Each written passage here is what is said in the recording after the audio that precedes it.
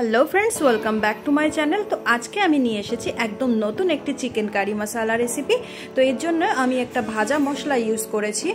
तो केटे नियेछि एखाने बड़ बड़ करे आलू और एखाने आमी चिकेनटा धुए परिष्कार करे रेखे दियेछि। तो एई रान्नाटा करार जोन्नो प्रथमेई जेटा करते होबे, कड़ाइते अल्प एकटु तेल दिये आमी एखाने बड़ बड़ साइजेर 3টে पेঁয়াজ छोटो छोटो करे केटे आमी एखाने तेलेर मধ্যে दिये दिচ্ছি और तार संगे दिচ্ছি 2টো मीडियम साइजेर टमेटो। तो बंधुरा आपनारा रेसिपिटा देखते थाकुन, एकदम स्किप करबेन ना, देखबेन खूब सुंदर एकटी चिकेन कारी नतुनत्व भावे तैरी करेछि आमी।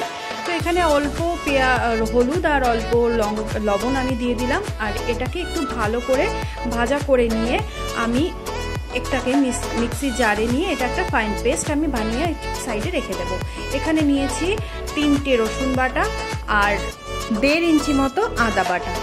एबार आमी कड़ाईटा आबार परिष्कार करे निये एर मध्य 60 ग्राम मतो तेल आमी एर मध्य दिए दिलाम। एबार आलूगुलोके भालो करे एबार भाजा करते होबे। एकटु समय निये धीरे धीरे आलूगुलोके आमी लाल लाल करे भेजे उठिए नेब। आलू भाजा हये गेछे। एबार एई तेलेर मध्य आमी दिए दिलाम एकटा बड़ बड़ একটা পেঁয়াজ, যেটাকে একটু বড় বড় টুকরো করে আমি কেটে নিয়েছিলাম। পেঁয়াজটা একটু ভাজা হয়ে গেলে এর মধ্যে আমি দিয়ে দিলাম রসুন বাটা। একটু রসুন বাটাটা ভালো করে কষিয়ে নিয়ে তার মধ্যে আমি দিয়ে দিচ্ছি আদা বাটা। এবার এই মশলাটাকেও একটু ভালো করে কষাতে হবে। একটু ভালো করে কষানো হয়ে গেলে এর মধ্যে আমি দিয়ে দিলাম লবণ আর তার সঙ্গে আমি দিচ্ছি হলুদ। লবণ হলুদটা আপনারা একটু পরিমাণ বুঝে দেবেন। তো তেলের মধ্যে এভাবে সমস্ত মশলাটাকে খুব ভালোভাবে কষিয়ে নিয়ে আমি এর মধ্যে দিয়ে দেব ধুয়ে রাখা চিকেনটা। এবার এই মশলার সাথে চিকেনটা খুব ভালো করে কষাতে হবে। আর যে কোনো চিকেন হোক বা মটন হোক, সবসময় দেখবেন একটু যতটা বেশি আপনি কষাবেন রান্নাটা কিন্তু ততটাই টেস্টি হবে। তো রান্নার গুণ সবসময় কষানোর উপর নির্ভর করে। তো আপনারা একটু সময় নিয়ে খুব ভালো করে কষাবেন। আমিও দেখুন এখানে অনেক সময় ধরেই রান্নাটা করব। তো এর মধ্যে এবার আমি দিয়ে দিচ্ছি যে ভাজা পেঁয়াজ আর টমেটোর যে পেস্টটা আমি তৈরি করে রেখেছিলাম, সেই টমেটোর পেস্টটা আমি দিয়ে দিলাম এর মধ্যে। এবার এই মশলার সাথে চিকেনটা বেশ টাইম নিয়ে কষিয়ে নিতে হবে। আর তারপর কিছুক্ষণ কষানোর পরে আমি এর মধ্যে আলুটা দিয়ে দেব।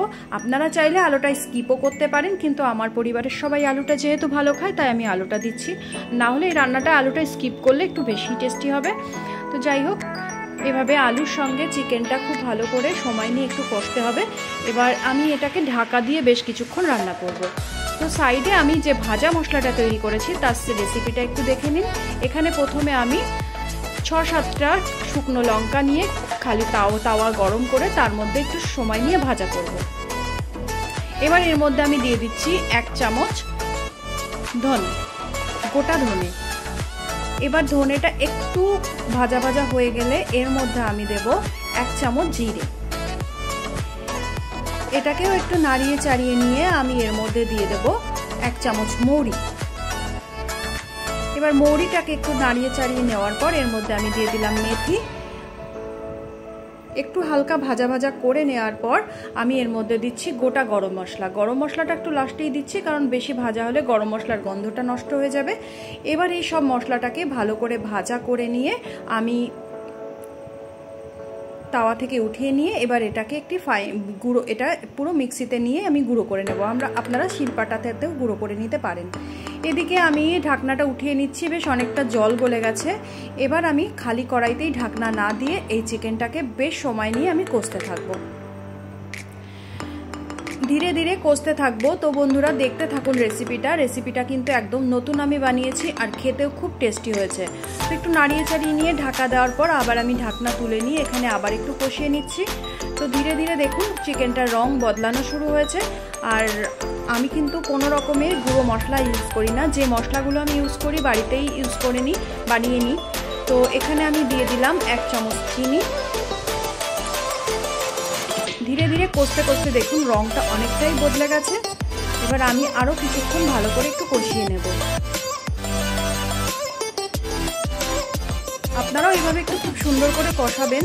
যে কোনো মাংস দেখবেন কষানোর উপরে নির্ভর করে তার স্বাদ। এবারে এখানে আমি দিয়ে দিচ্ছি উমা উষ্ণ ল্যাকোয়াম যাকে বলে, সেই রকম একটা গরম জল। এবার একটু ভালো করে জলের সাথে পুরো চিকেনটাকে ভালো করে মিশিয়ে নিয়ে এবার এটাকে আমি কিছুক্ষণ ঢাকা দিয়ে রান্না করব।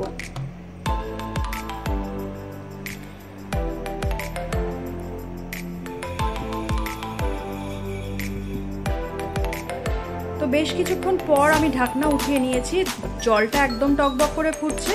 ঠিক এই সময় আমি ভাজা মশলাটা দিয়ে দেবো। ভাজা মশলাটা প্রথমেই আমি দিইনি, কেননা যেহেতু মশলাটা ভাজা হয়েই গেছে, আগে দিলে মশলাটা পুড়ে যেত। এক্ষেত্রে ভাজা মশলাটা দিয়ে আমি একটু নাড়িয়ে চাড়িয়ে নিয়েই একদম গ্যাসের ফ্লেমটা সিম করে দিয়ে আমি একটু ঢাকনা দিয়ে রেখে দেবো, যাতে এই ভাজা মশলার যে ফ্লেভারটা সেটা যেন আলু আর মাংস সব কিছুর সাথে খুব ভালো করে মিশে যায়। এই জন্য একটু ভালো করে মিশিয়ে দিয়ে পর এটাকে ঢাকা দিয়ে রাখতে হবে।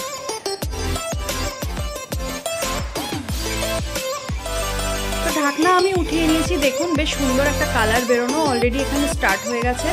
তো মশলার যে ফ্লেভারটা সেটাও পুরো মাংস আর আলুর সঙ্গে খুব ভালো করে মিশে গেছে। এবার আমি জলটা একটু টানানোর জন্য বেশ সময় নিয়ে এটাকে এভাবেই আমি রান্না করব।